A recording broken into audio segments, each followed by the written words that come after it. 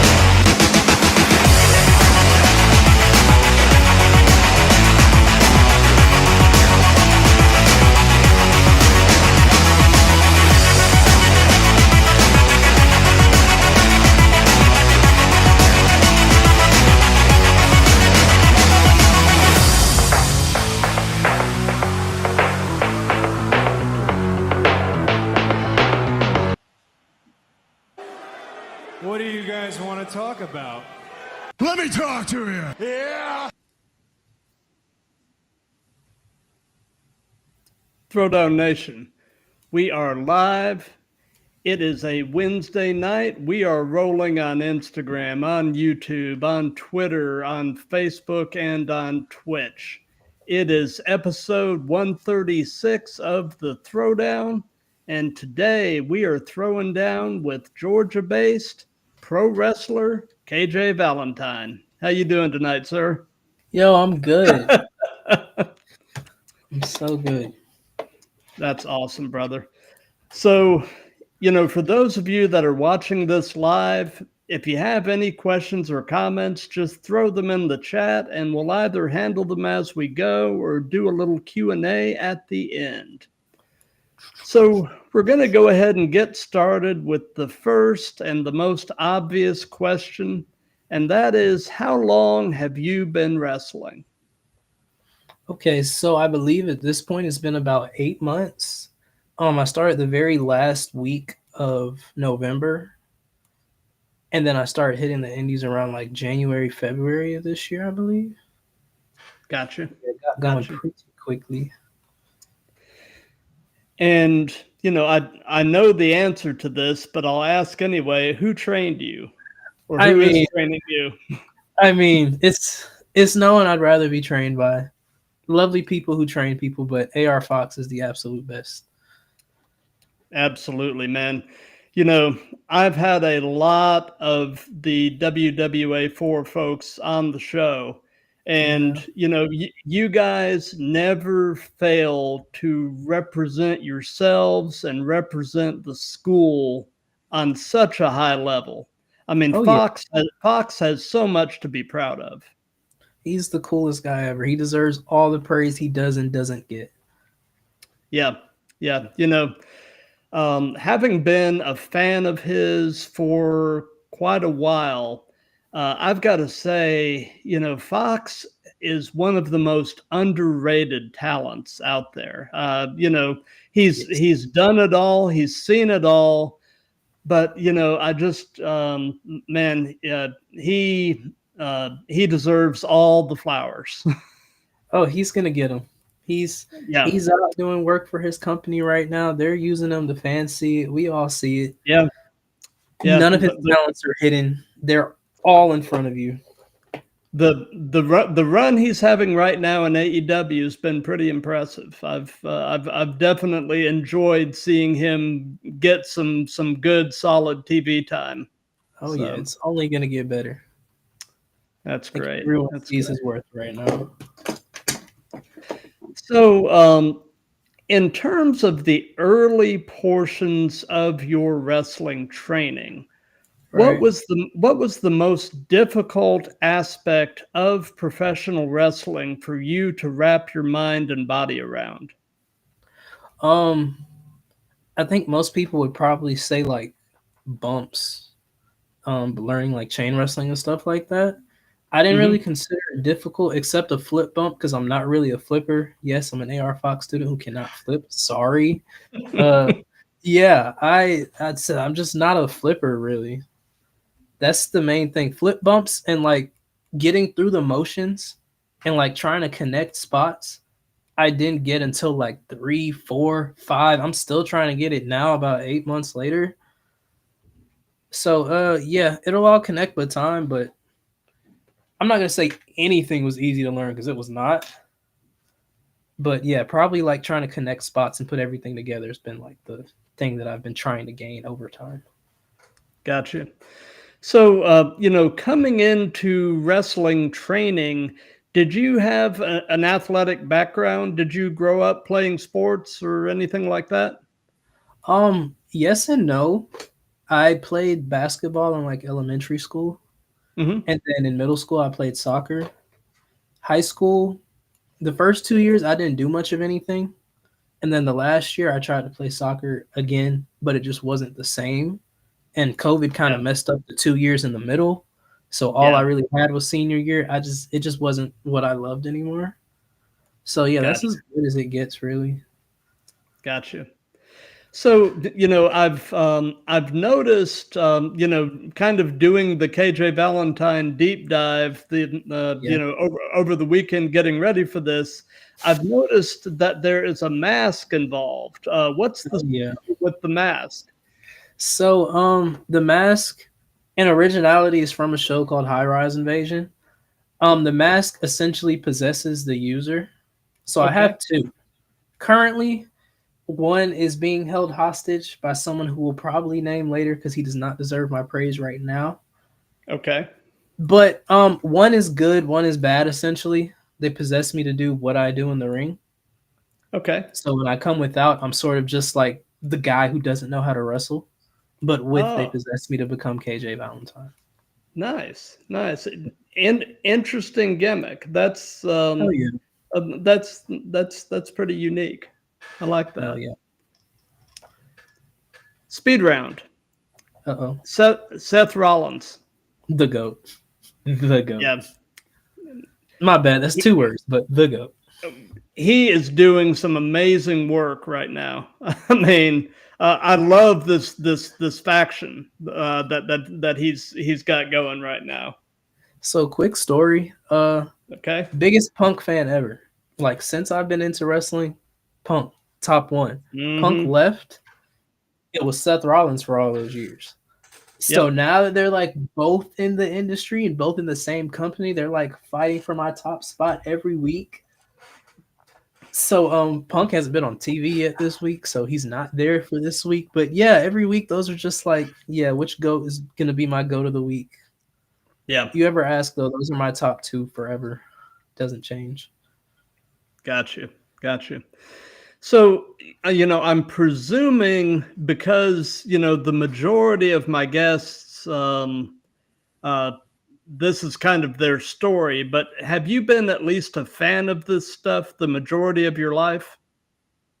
Oh yeah, for the absolute longest. So, what would you say is your earliest wrestling related memory? Uh Earliest memory. Oh, this is Yeah. probably stupid. I don't think I've heard this answer on your show. Uh you can probably kind of see in the background. I'm big on collecting figures. The Yeah. punk one's kind of centerfold right there from his return. But been doing that for so long, like since elementary school. But in elementary school, I was doing a dumb thing like stealing figures from other people. Ah, So if yeah. I saw someone had a figure I wanted and their bag was in the back, I would be like, I could probably replace it with like a shitty Great Khali figure I have. Here, you can have this. I will take this John Cena Elite that could do everything I want. And yeah, that was like first grade. I'm not a bad kid anymore. But back then I was anything for figures. Anything. Yeah. That's as early as it gets. As far as watching it, I think my earliest memory, probably because I was young as hell, so this is probably the first thing I can remember, but I was definitely watching before then, was the Punk and Jeff Hardy feud, Oh, yeah. which, yes, I love Jeff Hardy. There was a point later where, like, I started to just not care about heels and faces, but when you're a kid, it's like, yeah, heel and face, that's who you go for. Like, you don't veer from the general consensus of go for the good guy, boo the bad guy. But there's another reason that I choose villains over heroes that we'll probably get into later. Well, it's interesting. It sounds like you and I have a good bit in common in terms of our mindset, because I have always gravitated more toward the heels than the faces. I just find the heels are usually more compelling characters. And honestly, even in a time like now where like I'm on Twitter a lot and I see like crazy deep dives into like characters, like before Drew's entire turn, like there was a deep dive on why he's about to turn. Right now, there's one on Cody that's like crazy and deep on how he's been like manipulating people and being a politician this whole time. I just find it so much more interesting. Like I first started gaining that from like another rear off, but we'll get back. The Dark Knight is like my favorite movie ever. And that came out 2008. Yeah, right around then. Yeah. So I would have been about 4 years old. For some reason, this 4-year-old kid was all over Joker rather than Batman throughout the whole movie. And my uncle was like, why does he understand the purpose of this? Because I got Joker's entire purpose of trying to prove who the people of Gotham are. And ever since then, I just look at everything TV entertainment wise that way. Like there's probably a reason the villain's doing this that's not as bad as you think.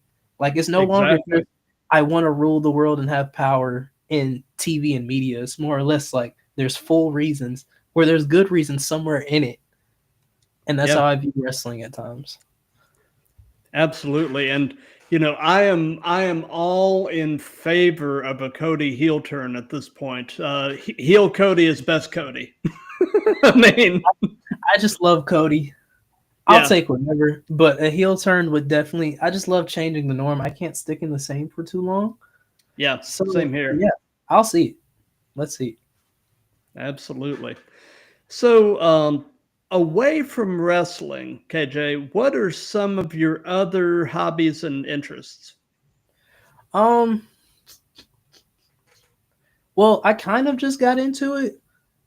Comics and like superhero stuff that's something I never seem to miss, except this last Superman. I'll see it soon. But at the end of the month, I already have my tickets for Fantastic Four on opening day. I don't know when it started, but yeah, I'm just a big freaking comic nerd. Like it was easy to get into. I don't keep up with the comics as heavy, but the movies are much easier to keep up with. Yeah. Because they got like really shitty at some point, the writing. Yeah. So I had to dip out and come back. But it's been a consistency. Like you can see sort of my wrestling wall from here, but like if you veer off, there's like Spider-Man figures and like paintings and Joker stuff over here. My room's just like a nerd closet. So you've got your little nerd cave, huh? Oh yeah, this is my nerd cave. Yeah, I was a comic book guy in high school. Got out of it kind of after high school, but I've actually still got all of my comics. I've got them in the nice boxes and just kind of sitting on them. I don't really, I haven't gotten it valued or anything, but it's probably it might have some value to it. But with the Marvel Studios and everything, I've gotten back into the characters, not so much the comics themselves, but the movies for the most part have been pretty good. I'm actually really excited about this next phase for the Avengers with the return of Dr. Doom and no more multiverse. Yeah, get rid of the multiverse. We can get back to where we belong. Yeah. But Robert Downey Jr. as Dr. Doom is going to be interesting. I'm excited to see where they're going to go with that. I just wish they didn't do it, but it's fine. If you can afford RDJ for another few movies, I guess, hey, do it. He's a great actor. Yeah, for sure. So, we're mostly a wrestling related show, but as you can see, we do dabble a little bit into pop culture. So, and Oh, I'm yeah. always looking for recommendations. So, are you watching or listening to anything cool right now? Okay, so watching, there's a show on Netflix called Bet. I never mentioned this yet. I'm not gonna say I'm an anime nerd, but if I find one I like it. It is what it is. I just look at it as shows, not as a niche. It's Mm-hmm. called Bet. It's based on the same universe as Kakegurui, and it's like I didn't think I would like it because like betting and gambling isn't something that like I find too interesting. Except the show that I just mentioned is like really good. So I was like, how can this fail? So Bet on Netflix, really good. Um, I tend to watch shows one at a time because between like shoot job and like wrestling, I don't really have that much home time. Yeah. I feel like there's one more that I'm just not mentioning. The show that my mask comes from, High Rise Invasion, I'm rewatching it now. I tend to rewatch things like at a certain point in every year. Definitely try Mm-hmm. that out. And Invincible. Invincible and The Boys are like my two favorite superhero shows ever because they're just so unhinged and it's not what I was used to seeing growing up. Right. Right. Anything in Yeah. that category. I'm like 2 seasons behind on The Boys. I need to start season 3 and season 3 and season 4 and get caught up If because you thought it was if you thought it was bad, it's only getting worse. awesome. Like it only gets worse. Oh god. So looking over at the chat over on Instagram, Oh, uh, I'm scared. Alexandra Quinn Stop it right is there. saying, "Let's go, Bestie. Bestie is so cool." Oh, And okay, yeah, that's cool. and she was commenting that we have matching Bullet Club shirts. We do. I kind of mentioned Yeah, that before the stream. That was yeah, completely coincidental. yeah, I yeah. changed out my work uniform and I put this on. I was like, it makes sense. But this was not planned, but Not at all. it's a nice little serendipity. Indeed. So outside of wrestling, what person inspires you the most and why? Outside of wrestling, Mm-hmm. hmm. Mm-mm-mm-mm-mm. Um, that's a hard one, honestly. When you said outside of wrestling, that made this pretty difficult because like that kind of fuels most of me. Right. Uh, all right. This is not exactly a. It's a kind of odd answer. I guess future me. That's what fuels me really. Uh, I'm fueled by getting in a better place for like my family. Mm-hmm. Just progressing really. So my future really fuels me the most. Cause I used to stress about this stuff and like borderline cry in my head about it, and now it's like dreams are kind of like materializing. So that's what kind of keeps pushing me forward. Like who is KJ gonna be in like 5 years? Oh my god, I can't wait for that. Let's make sure nothing deters that. Absolutely. So speed round. Uh-oh. Bailey. Um, four horsewomen, just the whole group. Yeah. Yeah. And I think of the shortcut that she got as soon as she cut down the balloonies. Yeah. Just sits in my head. Absolutely. Yep. Yeah. So, you were mentioning a few minutes ago. You were mentioning family. Right. What does your family think about all of this? What do they think about the fact that you're pursuing success as a professional wrestler?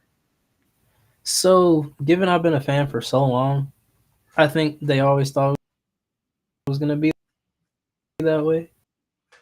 They didn't think I was actually gonna do it. Was actually a huge wrestling fan. I never met her. Sometimes say like my love for Mm-hmm. wrestling is kind of hereditary because they said anytime like my dad would go to her house, she'd be watching some wrestling. That's exactly how they'd say it because that's how she would say it. Oh yeah. Good old wrestling. Every time they talk to her, she's talking about wrestling. I'm just like, yeah, that's me now. Yeah, it's kind of like the So yeah, that's Kind of I was like gonna say my grandma just finds it so funny.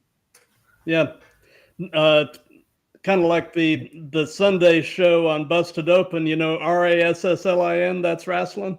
I mean, Exactly. That's all it is. yep. So But yeah, they supportive. So, are you originally from Atlanta or are you from elsewhere and ended up here?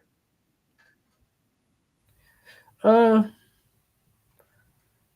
yeah, this is really Atlanta's really all I know Mm-hmm. at the point we're at. I have family hailing from like South Florida, Broward County, Fort Lauderdale, and then on my mother's side, they're from like Belgium and then further back Uganda, which is in East Yeah. Africa. So more or less my life is just it's just been Atlanta. It was Union City for so long, south side of Atlanta, but now I'm like broadening out and discovering what the rest of Georgia probably looks like. Yeah. So yeah, an Atlanta guy. So, what is your favorite thing about Atlanta? My favorite thing. Yeah. Oh my gosh. I shit on this city so much I never think about this. I guess just when you live here so long, you have so many complaints. It's just home. Like anytime I leave the state, when I come back, I just feel like I'm back at home. Yeah. So that's probably the best thing I feel about it is the feeling that this is my home. No, regardless what happens outside, blah blah blah, city's crazy, ghetto stuff happens, yada yada yada. This is always just where I feel most at home. Anywhere else I'll feel like an outsider, but this here in Atlanta, that's my place. Gotcha. And it's a hub for so much. Oh, it is. Wrestling's big here, music's big here, entertainment's big here. It's like, what is there to miss? Exactly. Exactly. Yeah. I've been in Atlanta since 1983. So if I'm from anywhere, I guess I'm from here. And Oh yeah, yeah. I mean, it's a good place to be in general. Like any place, it's got its problems, but what can you do? Oh yeah.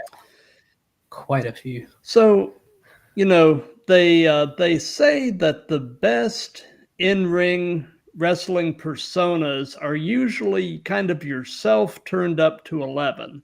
So tell us about in-ring KJ and kind of compare and contrast him with everyday you. Okay. This is easy because yeah, I'm kind of just let me not say an asshole, but I'm kind of like I don't know how to explain it. I'm a jokester really, and like I'm like the most sarcastic person ever. KJ Valentine in the ring, he'll untie your shoe, he'll push your knee pad down. Doesn't matter heel or face. It's just I'm gonna mess with you. That's just what I do. Anyone who's around me knows I mess with you all day. I will say 1,000 mean things, and then I'll say like one nice thing that means the absolute most. So yeah, that's exactly who I am in the ring, except I get to like fight people or like physically do it rather than having to tell the jokes out loud. So that's more or less, yeah, KJ and Zion are like pretty similar guys. Gotcha. And looking at the Instagram chat, Alexandra said that she is the one that inspires you. Yeah, she inspires me a little bit. Tad bit.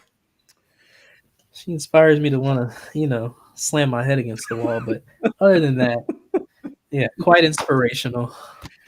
Yes, I love Bestie. So tell us about your very first match. What was it like? How did it go? What were your thoughts going in, thoughts coming out?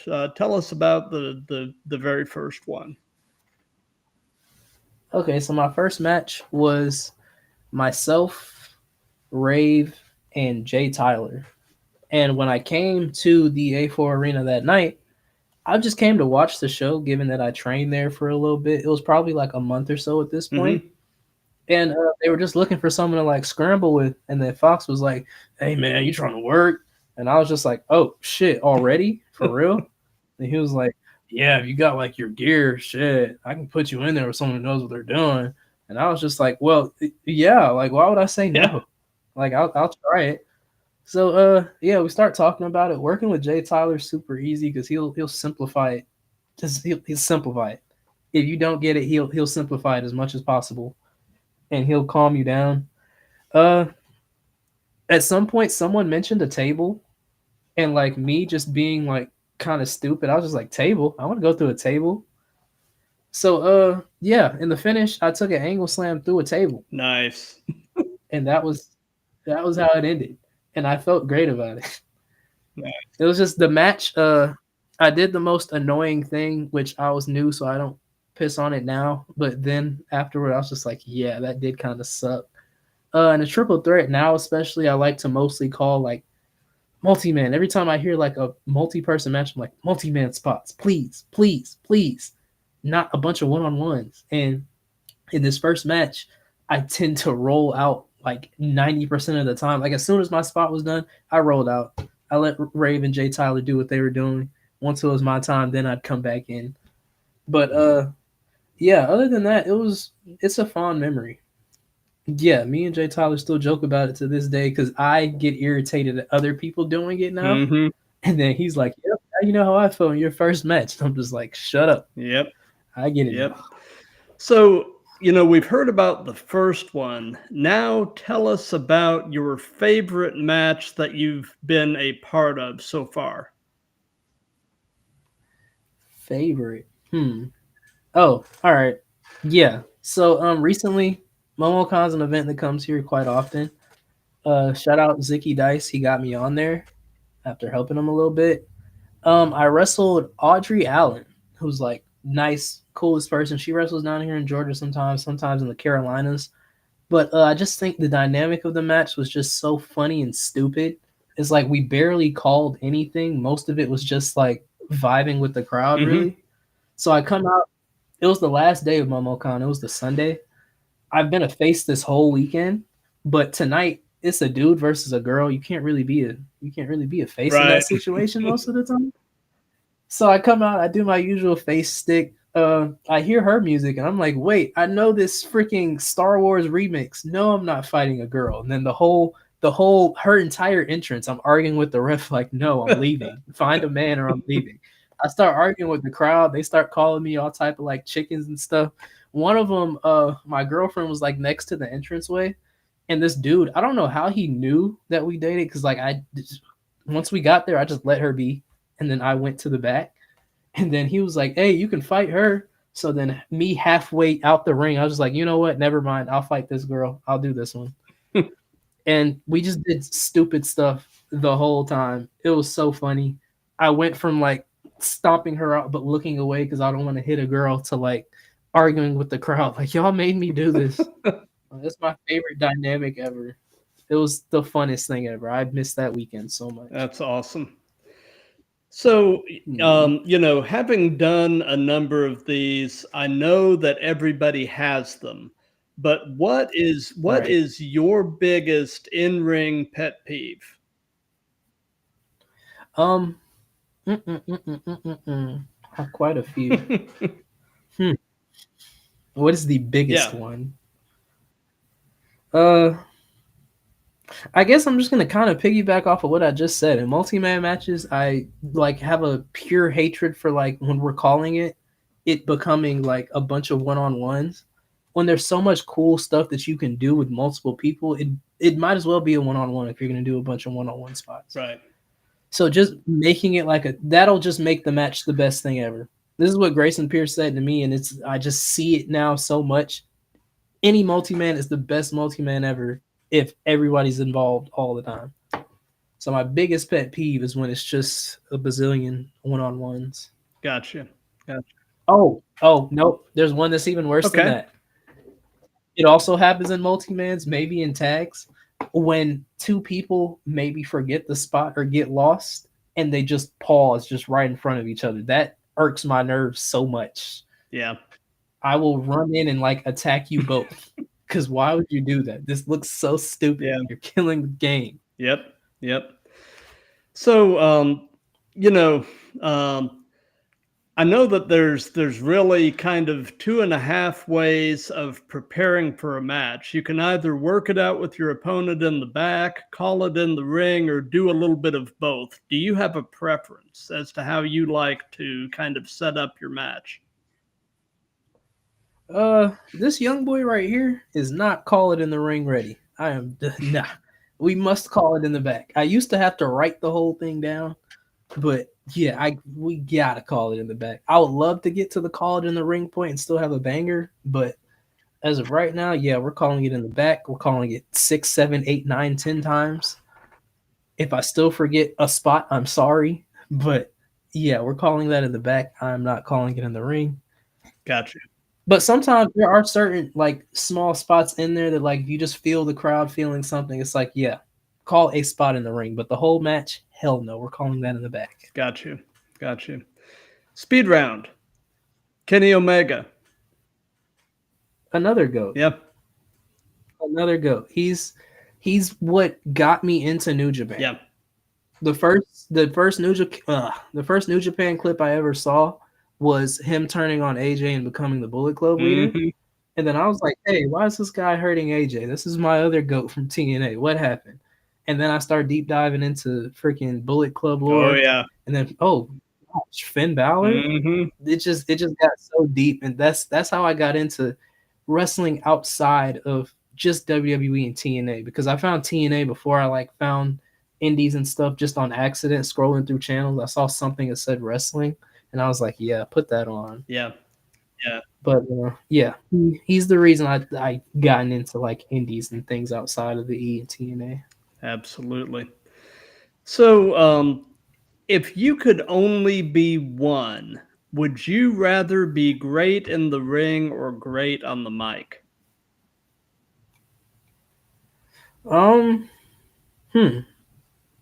Like I have to suck at the other one. No, you don't have to suck, but I mean, if you could only be one, would you rather be known as a great worker or a great talker? All right. So I did say I'm a Punk fan, so that kind of explains what this answer is about to be, because I can remember way too many Punk promos verbatim. And as much as I love wrestling matches, like I connect the promo to the match. I don't connect the match to the promo. So it's almost like that's what sits in your memory. All the things outside of the actual moves is what sits on your mind. So if I were to want to be in any position like that, I'd want to sit on your mind. I want to be something that you remember somewhere else. So it's probably going to be the things that I say. So I'd rather be good on the mic or great on the mic. My in-ring work, it could be whatever in terms of this question. But if you can remember things that I say, then we're good. But gosh, I need to get better in the ring right now. So, yeah. Gotcha. So I just glanced over at the Instagram chat, and Salem's in the house, and she said, Chaos Kid, and she loves you. Oh, I keep expecting the worst comments ever because I'm such a douche to people. I expect it back all the time. Well, it looks like you're pretty well loved, actually. We're winning. Let's go. So, she actually made me shout out Salem. I did not win cash in the case. Oh, that's cool. But it says chaos in the case. Nice. So shout out Salem.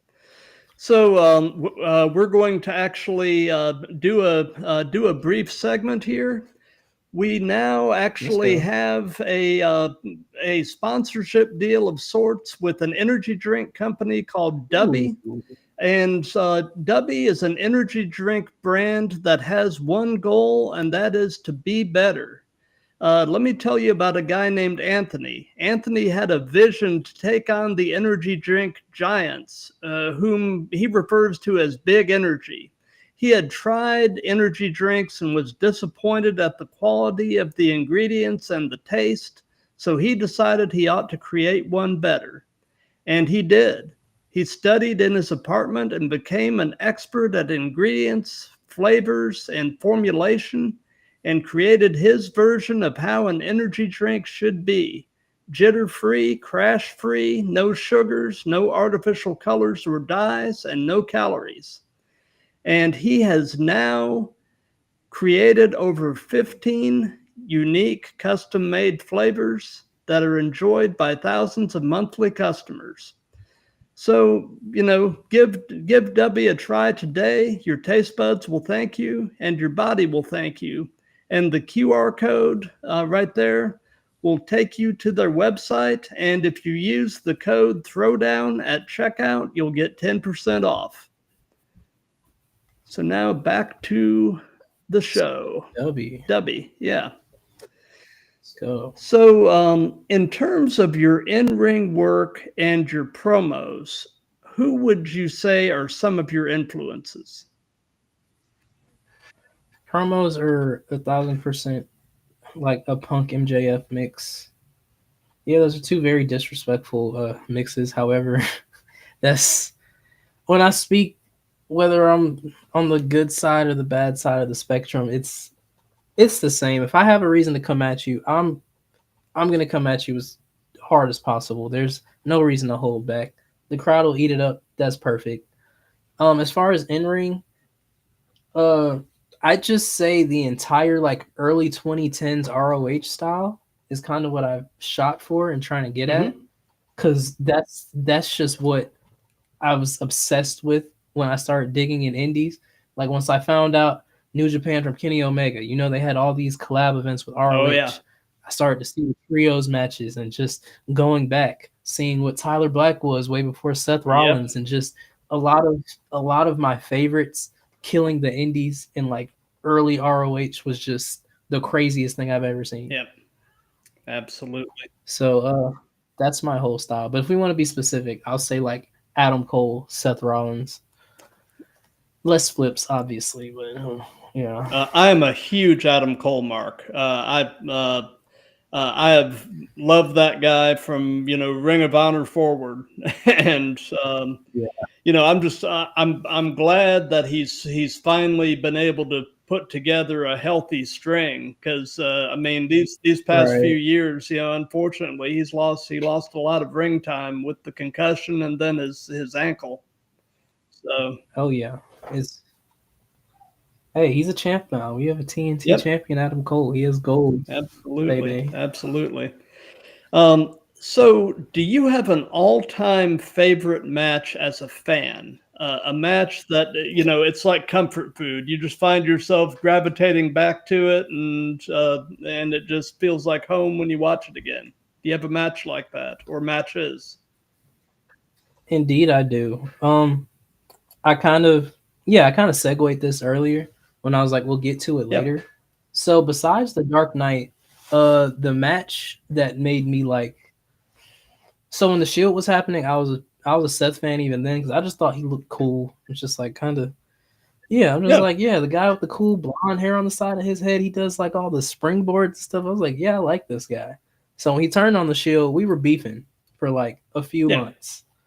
And then it was Royal Rumble 2015, triple threat between Seth Rollins, John Cena, and Brock Lesnar.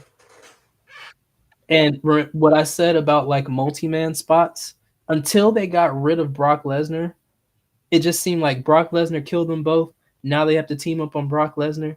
Now Seth has to get John, but now Brock is back to kill them both. It felt like a very cohesive, like three people just showing out. Mm-hmm.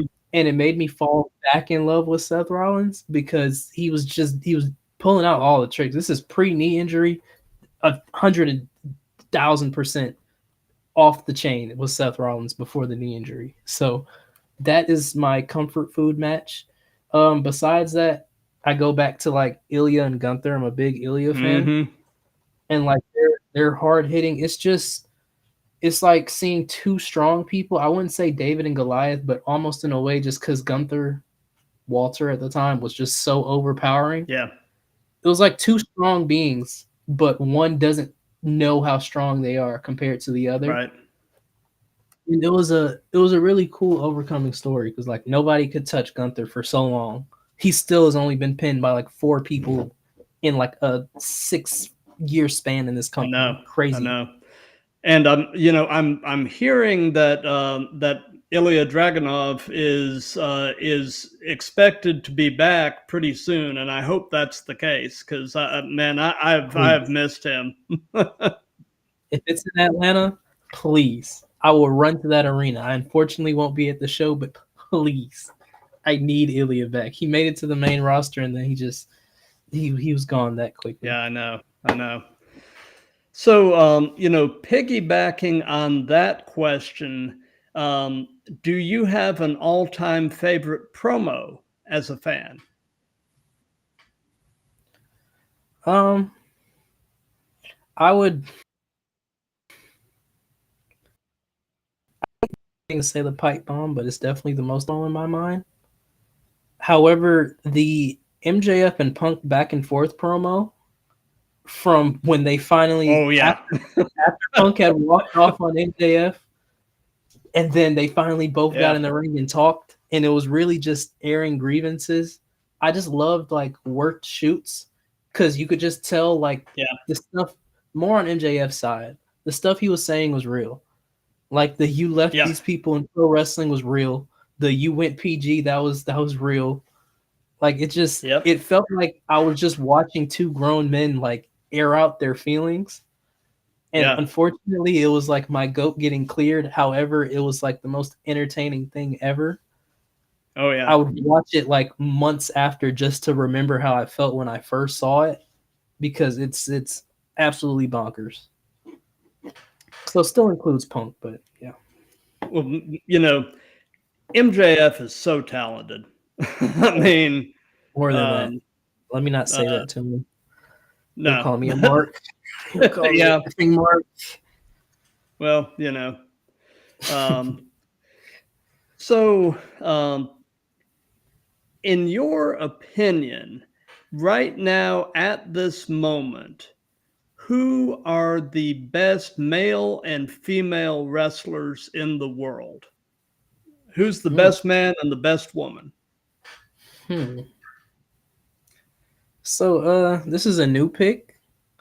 Kyle Fletcher is like freaking amazing. So especially as far as like newer talent, Kyle Fletcher's he's gonna be huge. As long as he doesn't, God forbid, get some crazy injury or some harsh ending, he's going up.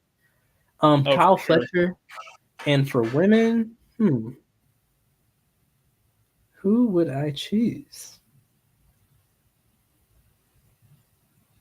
Right now, the greatest women's wrestler. Trying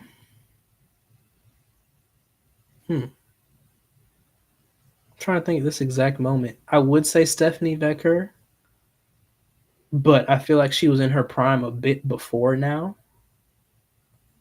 She'll be back in her prime again, but as far as like this exact moment, I'll keep her. Stephanie, yeah. Okay. Minus the move that makes Booker T loud. She has a pretty diverse moveset. Yeah. Quite fun to watch. Absolutely. So, I'm going to use a literary term here. Do you have a foil, meaning an arch rival, somebody that you have amazing in-ring chemistry with, and if you're working that person, it's always going to be a banger? Do you have a person like that at this point? At this point, the person I said doesn't deserve my mention still doesn't deserve my mention. There's someone else who doesn't deserve my mention, but I'll say them for this part. Okay. I've had 2 matches with Grayson Pierce quite early in my career. I need another one now that I know a bit more. Hasn't missed. There's been points that we know we missed, but for the most part, he made rookie KJ Valentine look like he's been doing this a slight bit longer than he has been. So, and he just attacked myself and Dallas Cage with a kendo stick a few days ago. So, yeah, I still hate that guy. Yeah, he's the worst. It's that guy. Gotcha. So, they say to never meet your heroes because they're bound to let you down. But have you had a chance to meet any of your wrestling heroes? And if so, how was the experience? Um, I guess the only one I've really gotten to like meet exactly would be Matt Riddle. Most people don't call that a hero of theirs, but he was definitely one of my favorites. And he was the coolest guy ever. He just went out his way to make myself and Quinn, Alexandra Quinn, however we know her as, she was gonna Yeah, come up here anyway. Yeah, of course. to make our first experience at MLW just fun. We came up, we asked for a picture. The dude next to the table was like, "Nah, you got to pay some extra package for that." So then we were like, "All right, that's cool. We'll buy some merch." So then he was like, "Man, if you're gonna buy merch, you might as well get a picture and get it signed." He just told the guy, "Hey, they're good. We're gonna take a picture. I'm gonna sign their merch, and we're all good." And then seen him at NTW like earlier last month.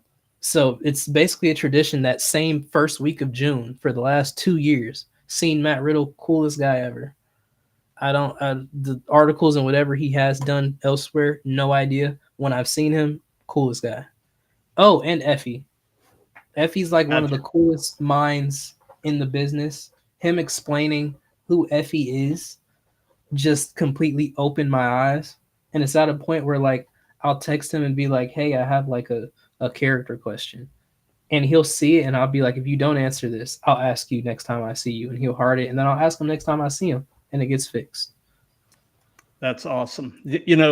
Having a mentor like that is so important too. Yeah, they're really cool guys. Also, Rich Swan is a cool dude. Shout out Hmm. NTW. They helped me meet so many of my favorites because I just happen to work with like half the roster, then the other half is like people I've seen on TV. Rich Swan, nice dude, also gave me great advice when I asked. I don't try to over budge the people that I meet. I have like Right. one question, and then other than that, it's just like I really enjoy watching you. Like you're amazing. It's fun seeing you, and it's really cool to meet you. Yeah. Yeah. Yeah. So, what is your favorite move? What is something you just really enjoy doing? And on the flip side of that, is there a move that you won't do or you would at least rather not do? And that can be giving or receiving. Hmm. I think my favorite move is it's the cave in to some people in like general terms, it's the mushroom stomp. Just Hmm. because it makes me look so much more athletic than I am. So yeah, I love that move. I love when I'm able to pull it off and it looks right. Cause it's the craziest thing to see a guy run up on someone, jump in the air, and then mush them with their feet.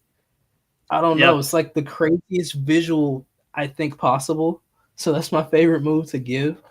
Uh Moves that I hate taking. Oh god, I hate taking choke slams.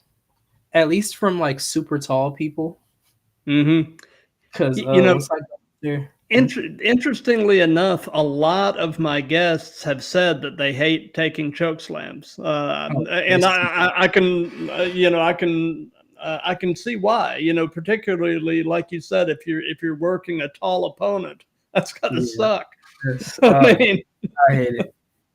I think the easiest choke slam I've taken was Audrey, and she told me she was going to protect me and it was going to be fine. She's amazing, but oh god, they suck every time. And the very first one I took, I wasn't like so I wasn't really deep into like knowing wrestling, so I did mhm. not tuck my neck well, and I was like gone and out of it for like 5 seconds. And you can see it. It's in my second match, and it was Alexandra's first match. And Ah, after that, I was legit just knocked out there for like a second. Jay Tyler's hitting a spear, and I'm still there. But then I finally come to, and I'm like, oh, okay, let me get out. I have one more spot. I didn't miss it. One more spot to get to, and then I can die completely. wow. So yeah, hate the choke slam. Oh god. So, you're a pretty young guy and you haven't been doing this that long. So this may or may not apply, but I'll ask it anyway. And that is, what hurts right now? What hurts? Oh, well, at my current state, yeah, I do have some pains. Uh, I have like You see how this wrist can stand up straight? Yeah. This one refuses to. Like anytime I try Okay. to lift it up, it's just like gone. So it's not a pain, but it's like I try to do stuff with my left wrist and it's just numb. My jaw right now, because I took like a crazy lariat the other day, flipped and all, Mm-hmm. but like it sucked. I think I bit my tongue really hard, so where like my tongue started bleeding. So my tongue doesn't really hurt. I can just feel where it was bleeding at. Mm-hmm. And then like my jaw is like fixing itself back. I've been trying to eat for like the last few days and it's like kind of sucked. So yeah, that's more or less what hurts. My shoulder's fine now, finally, after like a 2 month pain. Yeah, wrestling hurts. It's not fake, guys. No, It's no. not You fake at know, all. um, predetermined, sure, Yeah, but maybe half the but time. yeah, but fake, absolutely not. I Like, mean, no, it sucks. It's fun, but it sucks. mm-hmm. Speed round. Darby Allen. Oh, face paint. Yeah. Yeah, uh, I get told, and this is purely off of appearance because I wrestle like neither of them. When people see me for the first time, they're like, "Yeah, you're like a mix of like Darby Allin and Kofi Kingston, aren't you?" And I'm like, "Wrestling wise, no, but I guess if you look at me with the half face paint sometimes and you think that, then sure, yeah, whatever you call it, sure." Gotcha. Also, I just think of freaking lunatic because he does crazy stuff, and I think of when Yeah. he was hung on dynamite, and I was scared for my life. Like, why is he hanging upside down for so long? Yeah. Yeah. So you said you've been doing this for about 8 months. Right. What is the worst bump you have taken so far? Worst bump. What's the stupidest bump I've taken? Uh, because whenever someone mentions like a stupid bump, I always volunteer to take it. Because I'm just like, why not? As long as it's gonna be recorded, why not? Um. Oh, this is so stupid. Okay. Semi circles back to Grayson Pierce. I almost Okay. died this day. I'm a big suicide diver. Okay. So I go to dive on Loose Link Lucio. That's the name I've been dodging this whole time because I hate that guy.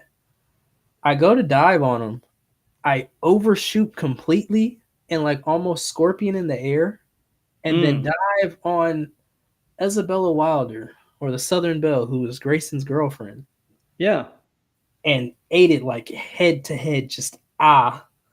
Mm. And low key, it saved my life. Cause if that never happened, I would have scorpion like on the ground.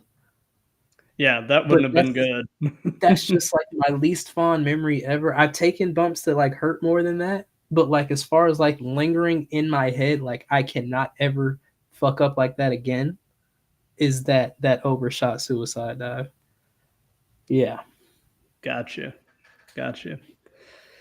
So, what is your take on the role that social media is playing as a promotional tool in wrestling, specifically indie wrestling?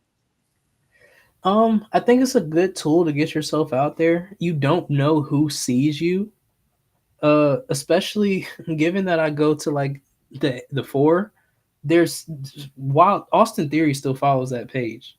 Like every day, I think, what's the chance Theory sees like this clip of me doing something? It's like, yeah, he's cool. Like Javon Evans follows that page. It's just I'm not a big like social media posting guy. I don't I don't know. I just suck at it. Like trying to keep up with like posting all the time. If I can't schedule it like Instagram, like I've tried to get on TikTok, but like I can't schedule stuff. So when I'm doing other stuff, it's just I never get back to it.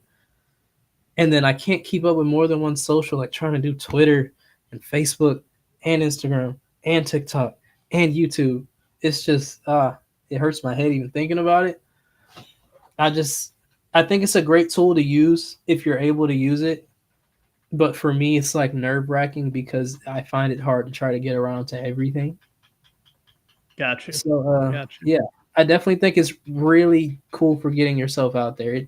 A lot of people have gotten to where they are strictly off of social media. because not every promoter or like agents going to a show to see you. Like they have to see you on the internet somewhere, and they have to track your progress somewhere. So the internet's it's definitely great for that. Gotcha. So if knowing everything you know at this point in your life, if you could give any advice to your younger self, what would it be? To my younger self, it would be stop trying to please other people. Really, like I never fully dove in on actually doing wrestling because of more or less like people finding more interest in other stuff I was doing, like playing sports or like dabbling in music or like just other things just seemed to grasp people's attention more. And like wrestling was kind of like, ew, that's fake. Why would you do that? Or like from a parent standpoint, it's like, you're not going to be doing that. You should be trying to get this together, go to college, blah, blah, blah. When all I wanted to do was like get out of school, go wrestle. I've been wanting to do this for so long. I'm just now like having the chance to be able to get out and do it. I just wish I just said like, forget that. Like just not worry about that and just do what I wanted to do. Push forward with it. I'd be a vet by now. But we still made it here, so it's cool. But I'd tell him to just fucking do it. Yeah. Well, you bloom where you're planted, and and you're where you need to be at any given moment. I'm sort Right. of a firm believer in that. So That's true. God's got this. That's true. So so so do you have any pre-show traditions? Any things that you try to do consistently before you walk through the curtain? Um, it's so weird. It's this weird walk that Kyle O'Reilly kind of has been doing for a while. I haven't seen him do it too much recently, but he kind of like sways really hard. So I kind of pace back and forth and do that to like loosen myself because I'm about Mm-hmm. to go out here and be like the hokiest person ever. So I kind of do that to like loosen myself, get in the zone a bit. I thought beforehand it would be like listening to music, but like I don't touch my phone like 5 hours into like being on show day. Like I go in, my phone's not available for like the whole show. So yeah, pretty much just that walk. And like I forgot who told me this. It was a four guy, but I hate that I forget their name right now. It might have been Herculon Rage, maybe. I don't know. I would feel like the nervousness in my muscles tensing. Mm-hmm. So he would say, "You feel that? Just breathe in through your nose for 4 seconds and breathe out." So I also have to do that because like I'll be fine calling it and like fine going through the motions, but as soon as like I'm about to go through the curtain, it's like my muscles are just like, "Nah, you're not about to go out and do this. You're not doing nothing." So yeah, pretty much just stuff to loosen up really, and it works. Like once I'm out there, it's like, what am I gonna do? Walk back into the curtain? Nah, we're gonna go Got wrestle. you. Got you. Speed round. Swerve Strickland. House call because I kind of stole his move. I kind of took his move, but he's obviously another wrestling inspiration of mine. I took his move and renamed it. Probably because it was like the only thing I felt like I can pull off well this early. But it's just such a quick but effective move to hit. I've added a new move into my arsenal recently, but that's been like the move that I've used to as a finish for like I guess the last 7 months. So yeah, when I think of him, I think of the fact that I took his move and called it the Soul Eater. I'll still Nice. shout him out. It's still Swerve Strickland's house call. Whenever I call it with somebody, they're like, "Oh, the house call." I'm like, "Yeah, whatever. Yeah, that's the name, I guess." Gotcha. Yeah, the last year or so, I've been going down the Lucha Underground rabbit hole, and Oh yeah, I'm kind of watching it as time allows. I'm in the middle of season 3 right now, yeah. and and just seeing a younger Swerve Strickland, in there as Killshot has been really cool, and actually seeing Fox in there has been really cool. That rivalry's off the chain. Absolutely. But I've been definitely enjoying experiencing that for the first time. That's been a lot of fun working my way through that. So, this will be just kind of a quick rundown, but what all do you carry in your gear bag? Do you carry anything unusual, funny, or different than might be carried in most people's gear bags? My gear duffel bag is so huge and I barely change it out. I have like random just wrestling tees just to put on whenever. Obviously my gear, like my shoes, my kick pads, my knee pads, my trunks, a lot of tape. The markers that I use for my face paint when I do pull it out, they're all over my bag. They're not organized whatsoever. I keep cologne, deodorant. There's nothing really crazy in there, honestly. Alexandra Quinn did tell you that she has Rob Killjoy rubber ducky in there. I did. Yeah. I recently took it out because we got those together at an action show. I recently took it out just because I felt like it was just it's gonna sound so stupid. That little rubber ducky in my mind was taking up space compared to all the other stuff that's in there. So I was like, yeah, this has to go. Oh, and also my notepad that I use to draw my face paint ideas. Gotcha. Yeah. Well, something that we've done in all of these that's just been kind of fun is we've let the current guest pose a question for the next guest. And actually a recent guest on the show was actually ECW legend CW Anderson. And he's asking me a question. the question that he posed is, if you could pick one wrestler who is no longer with us and ask a question to that wrestler, what would you ask and why? Who is deceased that I want to know something from? Dang, I'm having a hard time picking between Eddie and Bray. Maybe Bray. Eddie did kind of pass away like a year after I was born. But yeah, I'd probably ask Bray, where is his mind when he's coming up with this stuff? Like, what kind of drug are you high off of? He has the craziest ideas ever. And I would love to think like that to a point where it's like, I don't have to overthink my moves. He had the same moveset for so long. Yeah. But so many characters that you still categorize him into like different areas and different genres of Bray Wyatt. So it's just like, I just want to know where does your mind get to that point? And how do I get there? Yeah. I'll take that drug. I feel like Bray Wyatt creatively may be the biggest loss to the business in the history of the business. The guy was just such a genius. I mean, very much. It's really just, man, gone way too soon. That was like the worst wrestling death like that I had to experience, because that's the one I saw from beginning to unfortunate end. And then he had just came back. I was like, no. It sucked. Yep.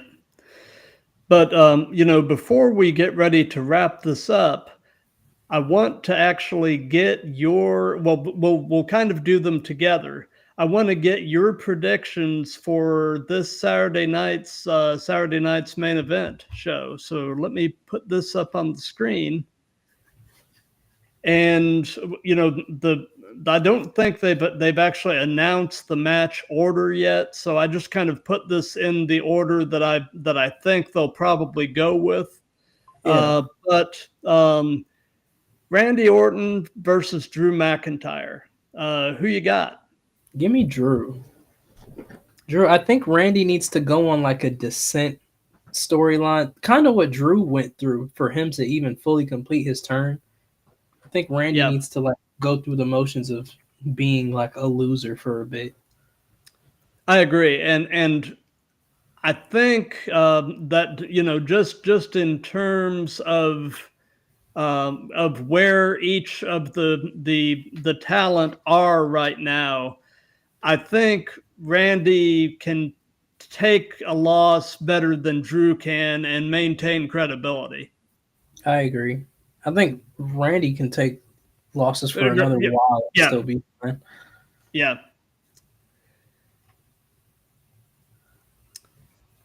So LA Knight and Seth Rollins. What do I'm you think about this one? I'm going with my goat. Uh, it's numbers game. Uh, it's also he's introducing a new faction and he's Mr. Yeah, Money in the Bank. I'm not yeah, gonna say he needs to win. I think LA Knight needs it. However, as far as progression for him to be like terrorizing people, it would kind of lose credibility pretty fast if he like just loses clean just right here, right now. yeah. Um, I actually have a hunch that this match is not going to. I won't say the match is not going to happen, but I don't think the match is going to happen in terms of it being a full blown match. I Yeah, think I think we are potentially going to see another new member of Rollins's faction debut hmm and basically take out LA Knight. And I'm honestly thinking it's either going to be Ethan Page or I guess he's Ricky Saints now. Um, depends who wins on. right. Depends who wins at Great American Bash. Right. I think one. I think the loser of that match is going to go to Maine and end up in Rollins's faction, Yeah, and so I don't think that match is going to happen. Like I said, it'll happen, but it's not going. It'll end up with a wonky finish. yeah, I agree. I don't think anything's gonna be clean for a bit. No. Almost like Cena matches just haven't been clean for a bit. Ew. Yeah, I know. Ew. I don't like this match. I really don't. I don't know Uh, how long this match is gonna go. um, Gunther's classics are usually very long, and Goldberg's classics are very short. So yeah, yeah. it's My prediction on this, I think they're actually going to have, and this is actually the main reason that I said that I don't think the Rollins Knight match is going to fully happen. I think they're actually going to have Goldberg go over, and then I think Rollins is going to cash in hmm, and and take out Goldberg and and walk out of Saturday night with the belt. hmm. Um, just a hunch. So I think that Uh, they're going to have Goldberg go over so he can get his feel good moment in Atlanta, but then I'm predicting Rollins cashes in. so this is gonna be more what I want. I think they could possibly put on a banger that's like a decently timed match, maybe like 15 minutes, can go 20, whatever they want. It's a retirement match. I'm Yeah, thinking somehow Gunther pulls out a banger and he wins. And then again, this is just theoretically because it's what I want. Ilya comes back. That's oh, that's that's interesting. this is all I want. And if you want to be like super intricate about it, the E never even notices when they do this stuff. The injury happened in Georgia. I think it was a house show in like Augusta. Hmm. So it just be a bit full circle. Yeah, we're back here where you, Gunther, hurt me at a house show, so now I'm gonna come back and take your title. I think Nice. I think their whole sin home for Goldberg will be him having a really good match, and they know if anybody could do it, it is Gunther. However, your hunch about the cash in makes quite a bit of sense. I don't see why put him in the lineage. We already have had a 2 second reign Right. for this championship that's only like what 3 holders in, 4 holders in. Let's True. let's not do that again. True. So before we get ready to wrap all of this up, do you have any social media or anything at all that you'd like to give some hype to? Yeah, so all of my socials, I mean they're kind of on the bottom, but in case you can't read and you just want to hear it like out loud, all of my socials are KJ Valentine Pro, whether you want to look on YouTube, TikTok, Instagram, Facebook. I mainly use Instagram because that's just what I'm used to using. I use Facebook to kind of text people sometimes. But yeah, keep lookout on there because I have quite a few dates coming up.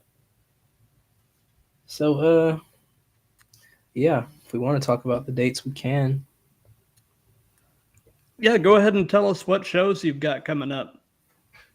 All right, so this Friday I have Pro Sal.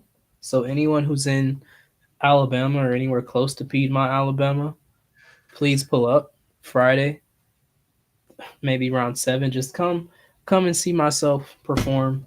Um Saturday I'll be at 12 gauge. I'm not booked, but I will be there. So if you just want to see me and say hi, that's cool.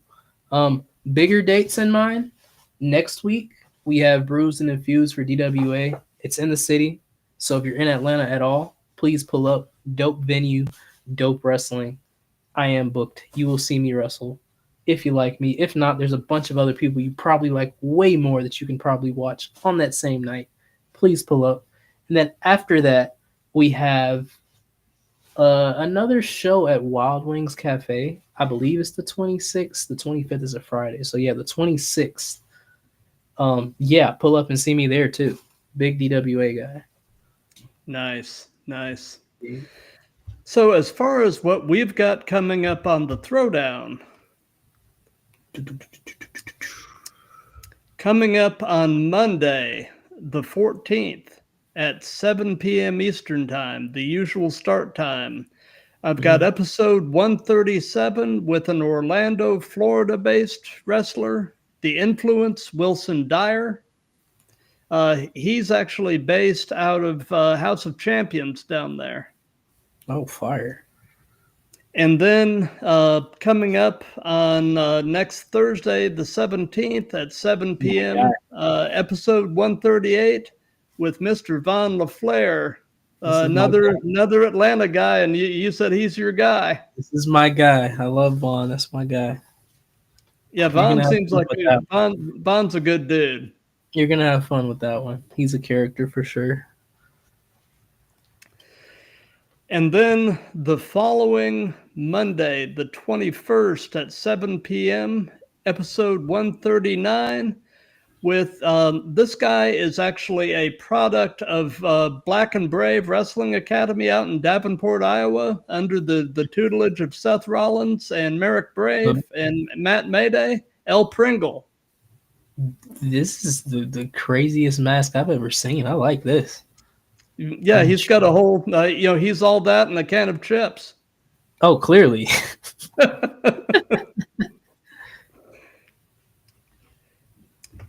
But anyway, KJ, this has been an absolute pleasure. I have really had a blast, and I want to thank you for your time. And for those of you that have been watching this live, thank you.